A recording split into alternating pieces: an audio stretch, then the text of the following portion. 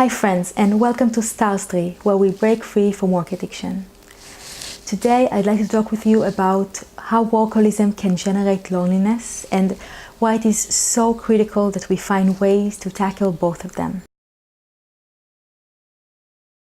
I was relatively lonely as a workaholic. Even though on paper you wouldn't expect me to feel lonely, as I had an amazing partner, a supportive family, and great loving friends. Due to many attributes of work addiction, I was alone a lot, and I especially felt alone. You see, workaholism is a kind of a black hole. On the one hand, you can't see well because you are deep in the addiction habit, and your life perspective is very narrow, making it hard to get out or break free. On the other hand, you also can't be seen because work addiction or busyness is so socially approved, and workaholics don't tend to share their true feelings about their situation. Here are a few examples or reasons for which workaholics tend to feel lonely. 1. The most obvious reason: spending a lot of time alone in front of the computer. Having a heavy workload and working many hours usually means working alone in front of the computer at work and at home.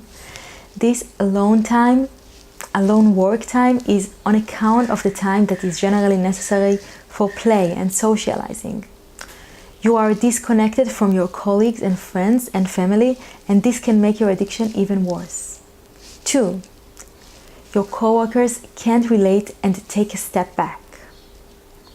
In certain more extreme situations where you might be scaring people away because they don't understand your compulsive work habits. 3. Work addiction tends to hide who you really are. The hard worker role takes over your personality.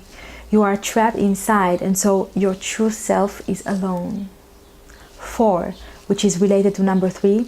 People try to rationalize your behavior, as if it can be rationalized. They explain your behavior many times in the wrong way, which alienates your true self.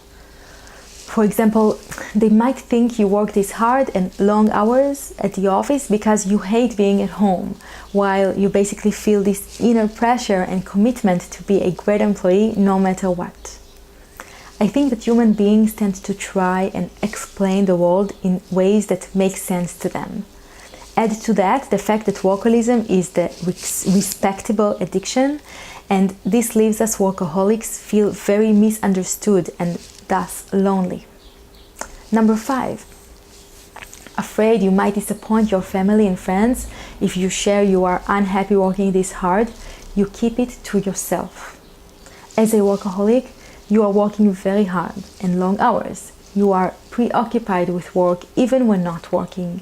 You are unhappy and your time with loved ones suffers. And still, you tend not to expose how you truly feel, that you are actually not very happy working this hard, that it is not what you really want your life to look like. You think that being a hard worker is you, that this is how others see you, and this is even how you see yourself.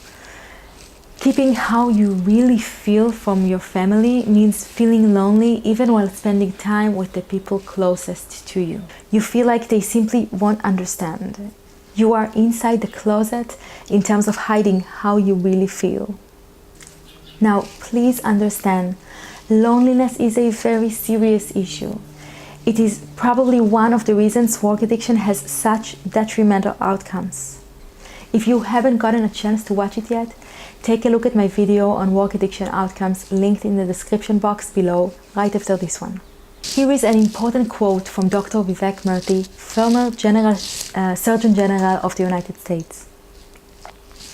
Loneliness and weak social connections are associated with a reduction in lifespan similar to that caused by smoking 15 cigarettes a day, and even greater than that associated with obesity.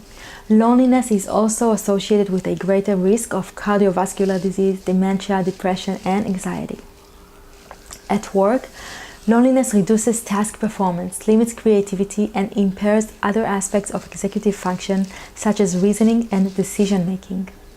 I think this information can convince even the more extreme workaholics amongst us. So, What can we do about loneliness from a work addiction perspective? If you are a workaholic, I would like to empower you to create a connection or reconnect with one or even better, two coworkers. Yes, I understand it might seem impossible from your perspective, considering your workload, but take a look at it this way. It is an essential part of the job.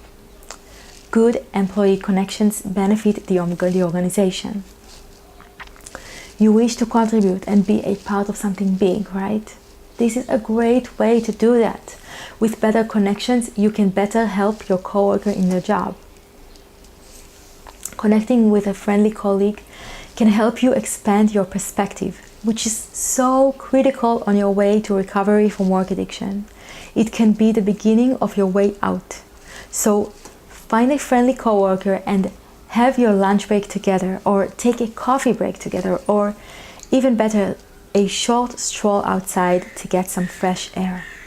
Now, if you are watching this because you suspect a colleague of yours, a family member, or a friend might be dealing with work addiction, please reach out to them.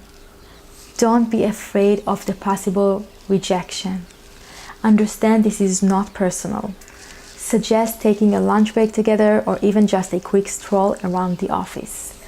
If lunch seems too much to your eat with the computer friend, start small and try to gradually increase the time and space of your engagement. When you feel it's appropriate, I suggest saying something along, I want you to know that I care about you deeply and I'm concerned you are working too much. You don't need to work this hard in order to be appreciated. I want you to know that I'm happy to talk to you about this whenever you wish.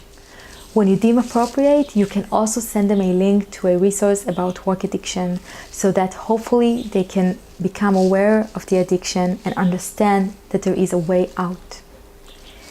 If you think I might be able to help, please send them to my website at StarsTree.com or to my YouTube channel. Many of us that are addicted to work are in denial and find it very hard to ask for help. So this might be a slow and gradual process depending on your friend and the circumstances. But it helps to open their eyes or even just a little wider. It helps to plant a seed in their mind so that when they need it, they know they have support. Thank you so much for watching. Do you suffer from work addiction? If so, when do you feel most alone? Let me know in the comments section below. Please take care of yourself. Come visit me at StarsTree.com, where we break free from work addiction. Please like and subscribe, and I'll see you in the next one.